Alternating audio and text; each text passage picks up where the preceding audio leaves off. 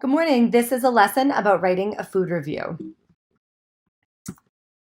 So, for the agenda, I'm going to go over genre overview, the mentor text, and the do's and don'ts. The goal is for you, or the objectives. Students will analyze mentor text. Students will practice writing sensory imagery to describe food. Students will review recipes and publish them. So, what is a food review? A food review is to write a piece that accurately explains the taste, texture, smell, and presentation of a recipe or restaurant's food. A great food review puts the reader at the table with you, allowing them to decide whether or not they want to make the recipe or visit the restaurant when they're done reading. This is our mentor text. It's from the section called Hungry City in the New York Times. Japanese snacks inspired by moms at Rice and Miso. The title explains the type of food, and it's Japanese snacks that are being reviewed. The byline has the author's name by Mahira Rivers and the date of publication. As I'm reading this first paragraph, I want you to think what stands out to you. At Rice and Miso in Boerum Hill, Brooklyn, the most distinctive Japanese rice ball filling is savory paste made from miso, garlic, and onion that tastes electric, like a current rippling across your tongue. When the grip of salt subsides, the flavor takes a different shape, a fruity, almost floral sweetness that reminded me of muscat grape.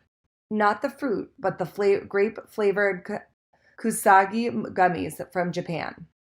She uses a ton of sensory imagery and similes to evoke a feeling and to evoke a taste. So, I think this right here tastes electric, like a current rippling across your tongue. When the grip of salt subsides, the flavor takes a different shape, a fruity, almost floral sweetness that reminded me of muscat grape. Not the fruit, but the grape-flavored kusagi gummies from Japan.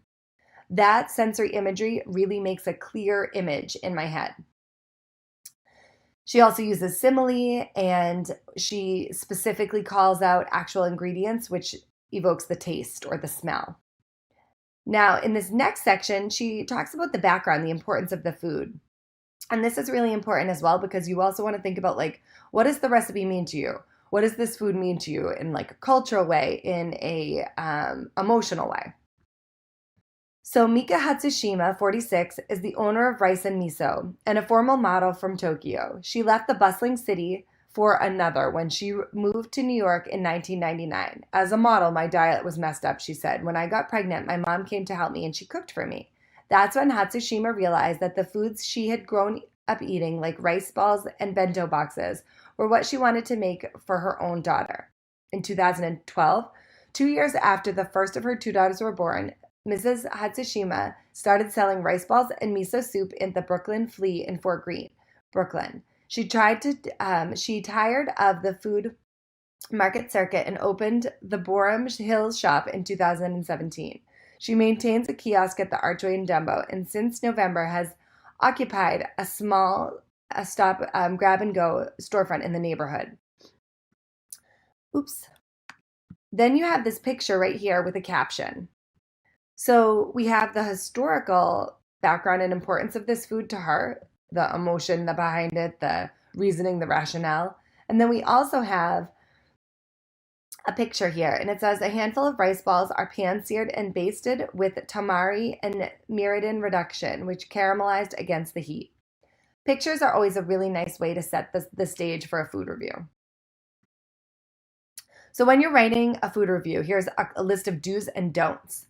Do be clear and concise. Do use vivid sensory imagery. Do use pictures and graphics. Give a historical background to the recipe. Give a clear claim at the end. Do you suggest this recipe? Do you suggest this food? Yes or no? Don't ramble. I think sometimes when we're writing descriptively, sometimes we ramble a little bit. Try to be clear and concise. Don't over-explain. You don't want to spend, if you're writing about Lucky Charms, you don't want to spend like 4 paragraphs on the excitement of the marshmallows.